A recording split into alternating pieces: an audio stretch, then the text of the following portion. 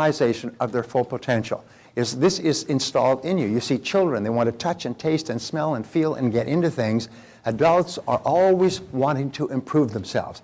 Everybody is ambitious to a greater or lesser degree. The only thing that restricts what you do, have, is your own thinking. What you think is not possible for you, you wish you could, you wish you would, and so on. But everybody has this drive towards success. There was a wonderful line that said, within each person is an inherent drive to the full realization of their potential. In fact, my friend, my mentor, Ernest Holmes, said that all negative emotions come from frustrated potential. At the root, your negative emotions, your negativity comes from feeling that you could do or be far more than you are. It's only something that is holding you back. And then we make the mistake of thinking that the something is ourselves, and as soon as you think of that, you move from active to passive. I think if you take the 80-20 rule in our society today, 20% of people are proactive, like yourselves. You take the time and the trouble to do things, and then about 80% are passive. They're wishing and hoping and waiting and kind of have given up, and they hope that something will come along. That's why they buy lottery tickets. Do you know that 68% of young people today, when you ask them what they want to be when they grow up, you know what the answer is? A celebrity. They want to be a sports celebrity, a musical celebrity. They want to dance with the stars. They want to sing with American Idol. They want to get into sports. They think that their future, 68% of their future, is to become a celebrity, which, as you know, is one chance in hundreds of thousands or millions. And that's their thought. That's why they're so obsessed with all of this Facebook and Twitter and all the Oprah. The front page newspaper, Oprah's last appearance. I don't know about you, but see, Oprah's on in the afternoon. Now, if you're watching Oprah, it means your life sucks.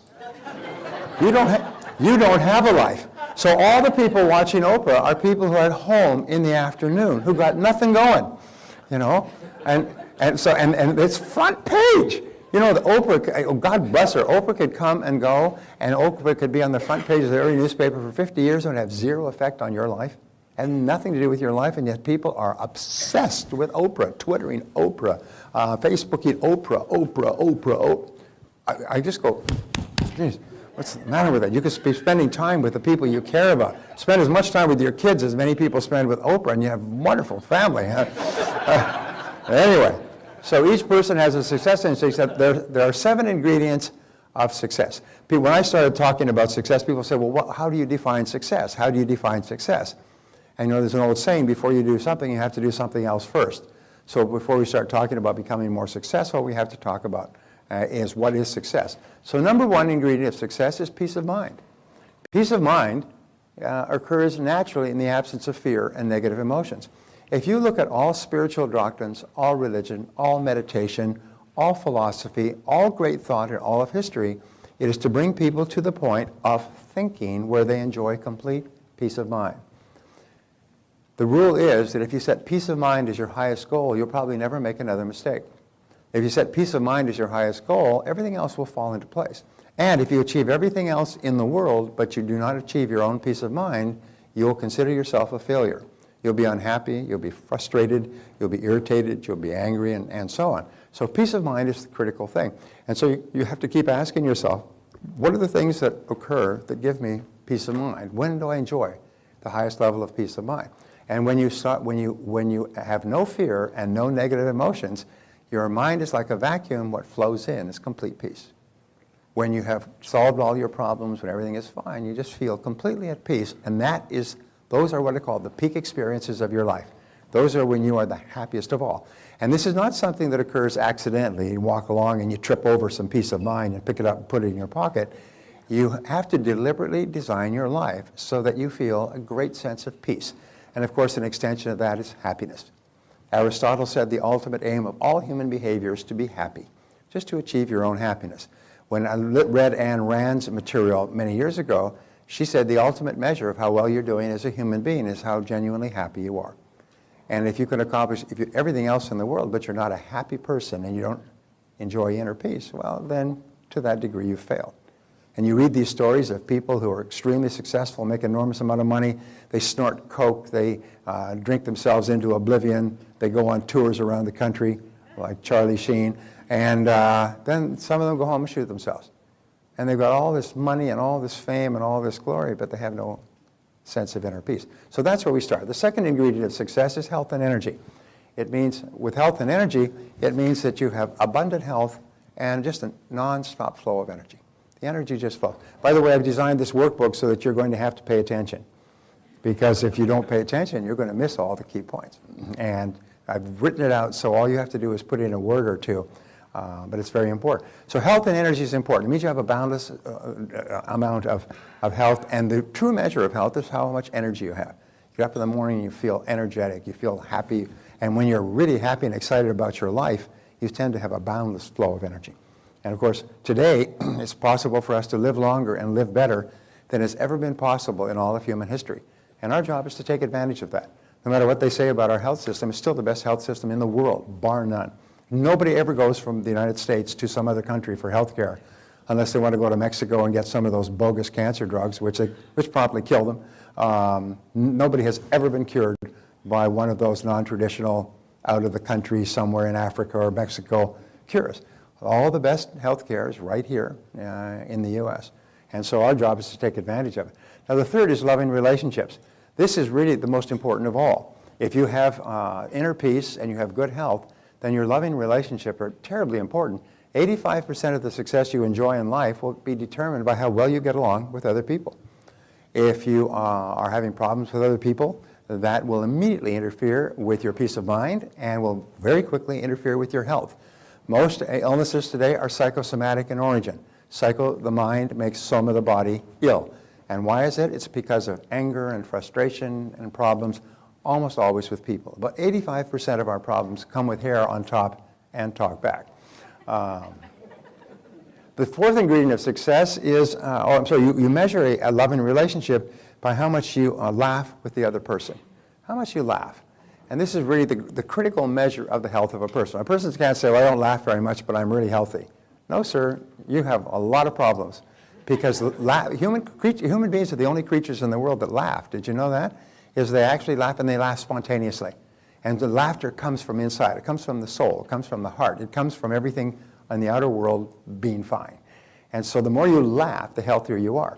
Do you remember Norman Cousins, who became grievously, grievously ill as a result of inhaling terrible, terrible diesel fumes in a Moscow hotel? And he came back, and they said he's going to die. His whole body was just falling to pieces.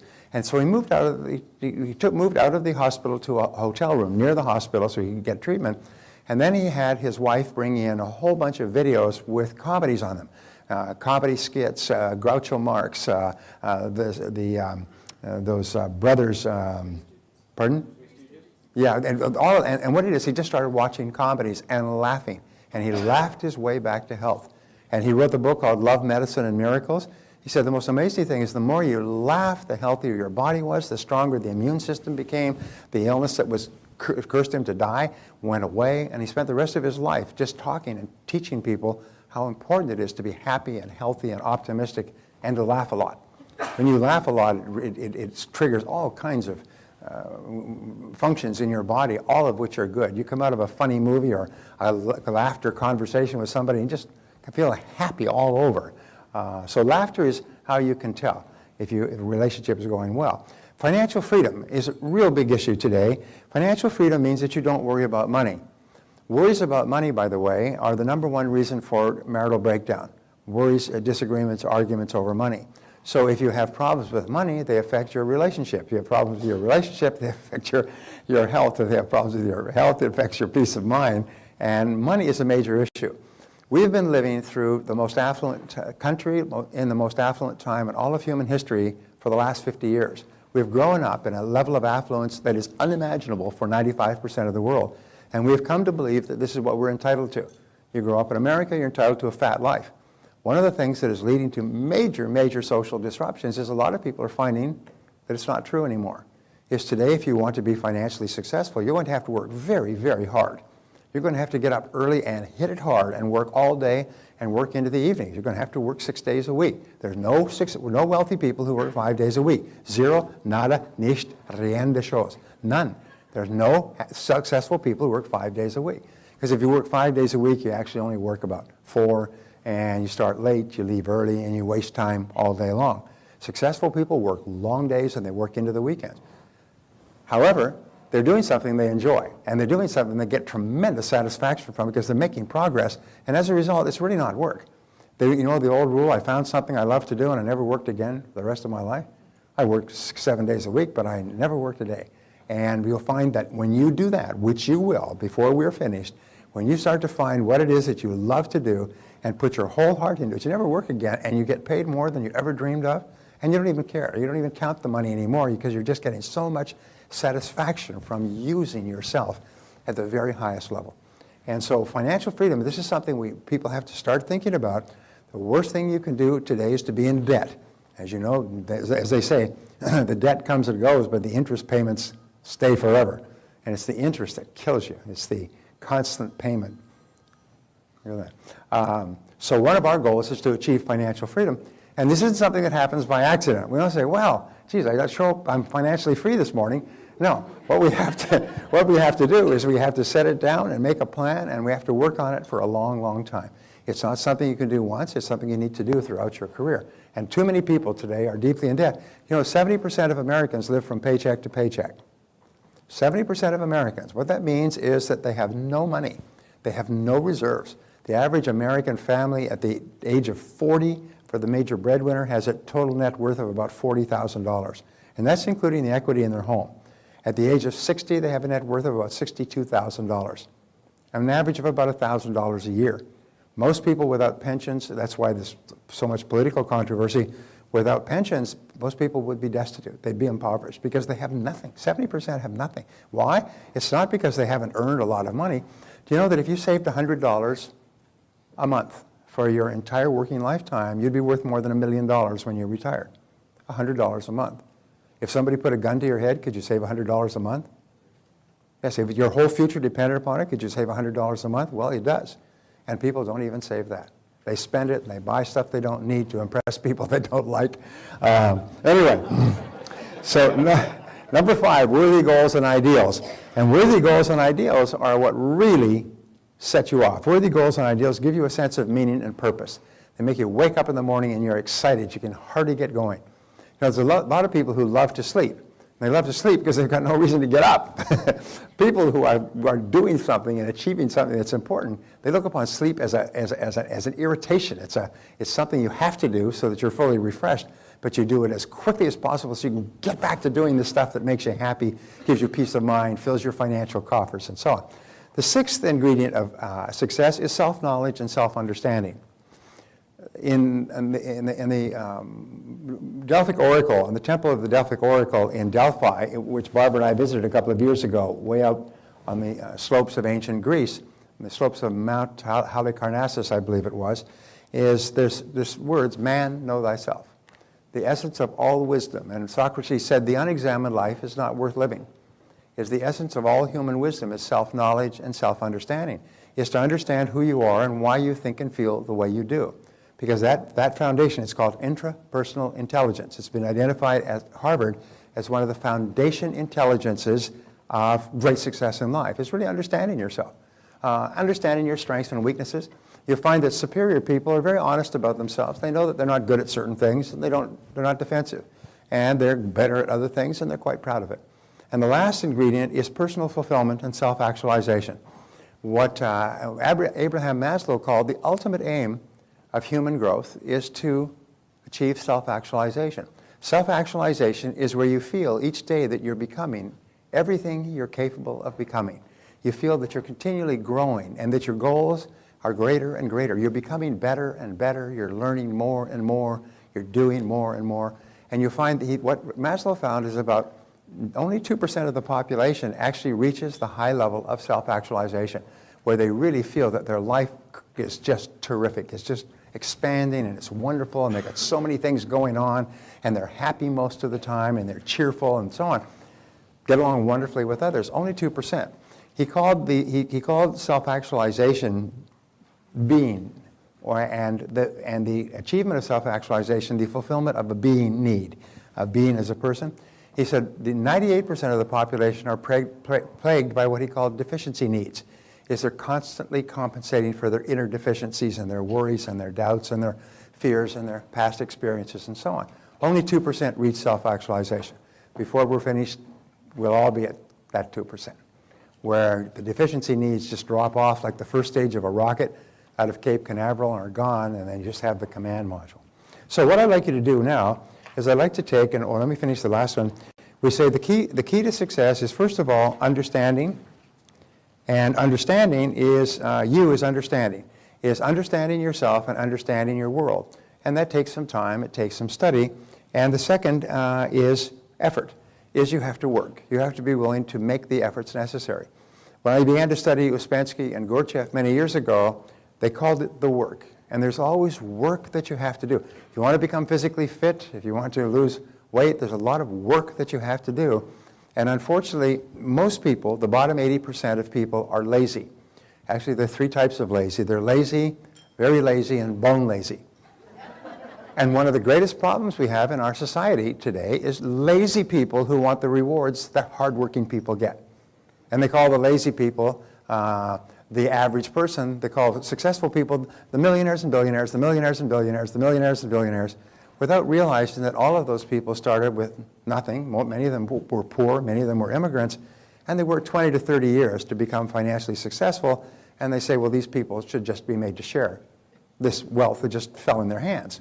I mean, like there was a politician who ran for the presidency some years ago, and he said, those who have been lucky at the gaming tables of life should be forced to share their winnings with those who have not been as fortunate. That's the mindset. In other words, if you're successful, just luck. So therefore, you don't really deserve it, so it should be taken from you and given to others. The fact is that it takes tremendous effort for you and I to achieve any kind of success. But wonderfully enough, that you can shortcut the efforts, which we'll learn how to do today. So I want you to give yourself an exam here, and give yourself grades on, in this exercise, page 5, and just give yourself a grade on a scale of 1 to 10 in each of these areas. And just be honest with yourself. This is not for you to share with anybody unless you want to share it.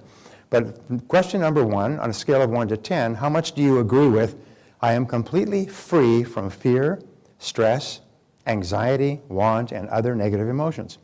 Give yourself a grade of 1 to 10. Interestingly, in a 1 to 10 scaling, which you can use for the rest of your life, your answer is always intuitive, instant, and accurate. Whenever you have a 1 to 10, how'd you like that movie, scale of 1 to 10? 7. I mean, it's bang, it's instantaneous. Question number 2, I am able to enter into and fully enjoy complete fulfillment in my relationships. Give yourself a grade, 1 to 10, on how much you agree with that. I enjoy vibrant health and endless energy. So that's 1, and 10 would be the highest. From always sick and overly fatigued to vibrantly healthy and energetic. Number 4, I am completely free of money worries. Ooh, sorry about that. Give yourself a grade on that one. Number 5, I have clear goals and ideals that give purpose to my life. That's a great question. 1 is a totally undirected, and 10 is a very, very clear purpose. Number 6, I completely understand myself and why I do the things I do. This will be a real shock to your mother-in-law, whatever grade you give yourself there. Number 7, I sincerely believe that I am becoming everything I am capable of becoming. So give yourself a grade. And the reason we do this, and we say now on page 7, what one action are you going to take immediately as a result of what you've learned in this lesson? And your action can be simple. Improve on scale number 5, or is set clear goals for my life. Or it could be something simple, but it'll be something that pops into your mind. So here's a quick question. What is the most important part of this seminar? What is the most important part of this seminar? I see my coming here was an emergency. The answer is what you do afterwards. It's the actions that you take. One of the differences between successes and failures is successful people are intensely action-oriented, and failures are talk-oriented. Talk, talk, talk, talk, talk, talk, talk. But successful people are action-oriented. They get an idea and they take action on it. And they immediately get feedback, which enables them to correct and take more action. So whenever you come to a place like this in the workbooks where it says what one action are you going to take, just jot down the first thing that comes to mind. And then we can accumulate those later, and you'll end up with a whole series of actions that you can take when you leave here. And sometimes one idea that will pop into your mind during our time together will change your life. I cannot tell you how many people have said, when you were saying that, I thought of something, had nothing to do with what you were saying, I wrote it down, changed my life. I've had people leave this on the verge of bankruptcy and come back 3 years later with 13 companies and $10 million in the bank. Changed my life. One idea, one concept. I took it back to my company, transformed my company. I duplicated it in a second company, third company, fourth company. He said, sold the concept, licensed other people. I mean, one idea. So if you get an idea, here's the rule. Catch the idea and write it down. Catch the idea and write it down. Because sometimes it goes through your mind like a comet. And if you don't catch it quickly, you'll lose it. And then a week or a year from now, you'll be thinking, oh, geez, I thought of that a year ago. Why didn't I write it down? So we don't want to have any regrets. No more if only I'd written it down. Huh? No more if onlys. Which brings us to 7 mental laws. 7 mental laws. Lesson, oh yes, here's whatever the mind of man can conceive and believe, the mind of man can achieve. Yes. All right, 7 mental laws. The law of control. Now, the law of control says that you feel positive about yourself to the degree to which you feel you are in control of your own life. And the psychologists call this a sense of coherence, a sense of control. It means that when you feel you're in control, you feel happy. You feel at peace with yourself. And you feel negative about yourself to the degree to which you feel you are not in control of your own life. You feel you are controlled by your bills, by your bosses, by your health, by your debts, by your family, by your obligations. When you feel that you're not in control or out of control, you feel highly stressed. And so we have this little diagram here, internal versus external locus of control. This is what psychologists use. They say you have an internal locus of control here where you are happy, and then you have a scale, and you have an external locus of control. The internal locus of control is where you feel that you're in charge of your own life. You make your own decisions. Americans in general, by the way, have a much higher sense of inner control than most countries in the world, than all countries. Europeans, 58% of Germans, for example, highly structured economy, believe that they have little or no control over their future. A person with internal locus of control says, I make my own decisions. I am where I am and what I am because of myself. I'm in charge of my life. A person with an external locus of control feels that other people are in charge of their life, their boss, their bills, and so on. Now you are here, and you are moving in one direction or another with every decision that you make. The good news is that when you develop an internal locus of control, you feel really happy and strong, and you're much more positive and you're much more creative. And that's the goal that we're aiming for. The people with a high internal locus of control feel really, really good about themselves. They feel powerful, they feel empowered, they feel strong. And here's an interesting point, is you can never give away control, except to other people. You can give away your control to other people, but you still remain responsible. We'll talk about this later. So control begins with your thoughts, and your thoughts determine your feelings, and your feelings then determine your actions. I have a friend who has a little stick-on that he gives you to stick anywhere you want.